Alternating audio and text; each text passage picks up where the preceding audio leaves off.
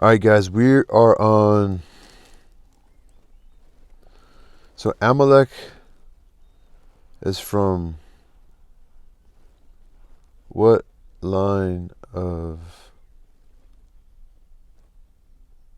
Israel? Let's see what Google says. So, Amalek of the Amalekite, member of an ancient nomadic tribe or collection of tribes described in the Old Testament as relentless enemies of Israel, even though they were closely related to Ephraim.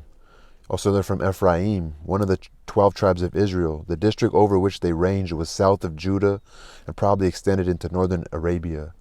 So Amalek he's from the lineage of Ephraim, one of the 12 tribes of Israel.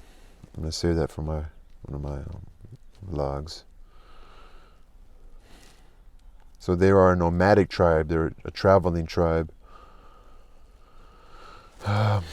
So Exodus 18. When Jethro, the priest of Midian, Moses' father-in-law, heard of all that God had done for Moses, the priest of Midian, Moses' father-in-law, when Jethro, the priest of Midian, Moses' father-in-law, heard of all that God had done for Moses and for Israel his people, and that the Lord had brought Israel out of Egypt, then Jethro, Moses' father-in-law, took Zipporah, Moses' wife, after he had sent her back and her two sons, of which the name of the one was Gershom. For he said, I have been an alien in a strange land, and the name of the other was Eliezer. For the God of my fathers, said he, was my help and delivered me from the sword of Pharaoh. And Jethro, Moses' father-in-law, came with his sons and his wife unto Moses into the wilderness, where he encamped at the mount of God. And he said unto Moses, I, thy father-in-law Jethro, am come unto thee, and thy wife and her two sons with her. And Moses went out to meet his father-in-law and did obeisance and kissed him, like he forgave him or like just obeyed, and kissed him, and they asked each other of their welfare. And they came into the tent, and Moses told his father-in-law all that the Lord had done unto Pharaoh and to the Egyptians for Israel's sake, and all the travail they had come upon them by the way, and how the Lord delivered them. And Jethro rejoiced for all the goodness which the Lord had done to Israel, whom he had delivered out of the hand of the Egyptians. And Jethro said, Blessed be the Lord, who hath delivered you out of the hand of the Egyptians and out of the hand of Pharaoh, who hath delivered the people from under the hand of the Egyptians. Now I know that the Lord is greater than all gods, for in the thing wherein they dealt proudly he was above them. And Jethro, Moses' father-in-law, took a burnt offering and sacrifices for God. And Aaron came and all the elders of Israel to eat bread with Moses' father-in-law before God. So he like pretty much said, oh, you can have your wife and kids back, pretty much. And it came to pass on the morrow that Moses sat to judge the people, and the people stood by Moses from the morning unto evening. And when Moses' father-in-law saw all that he did to the people, he said, What is this thing that thou doest to the people? Okay, so this is where I think the Levites, he's going to say, you need some people to help you. Like, you can't do everything. I remember this story. And Moses' father-in-law saw all that he did to the people. I'm going to highlight all this stuff right here.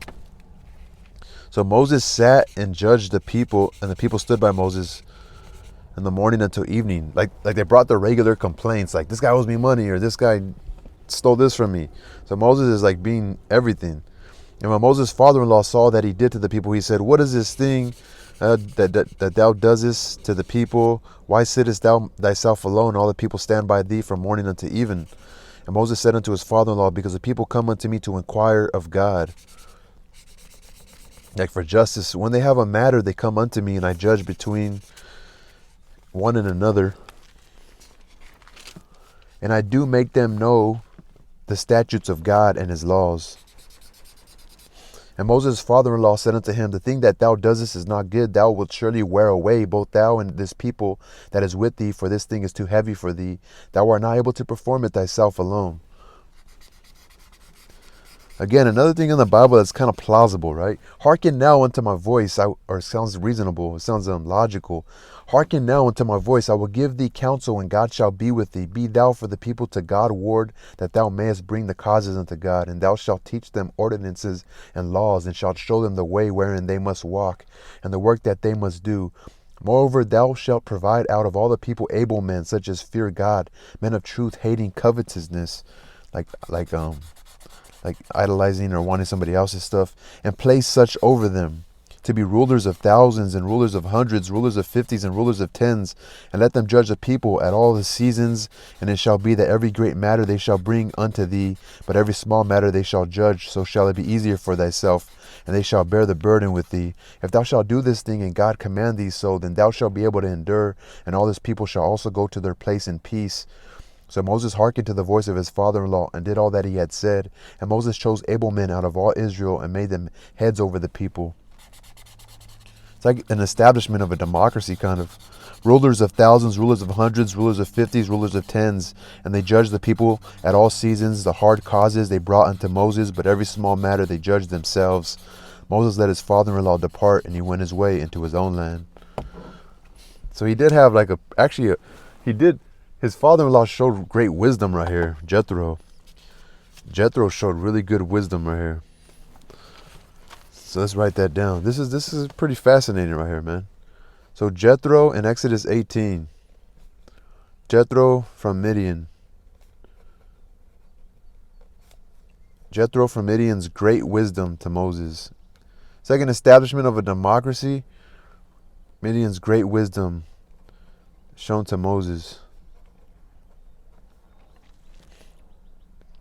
Yeah, it's like an establishment of a democracy. Or you have local governments, counties, city government, state government, all the way to then Supreme Court. Moses is like the supreme. It's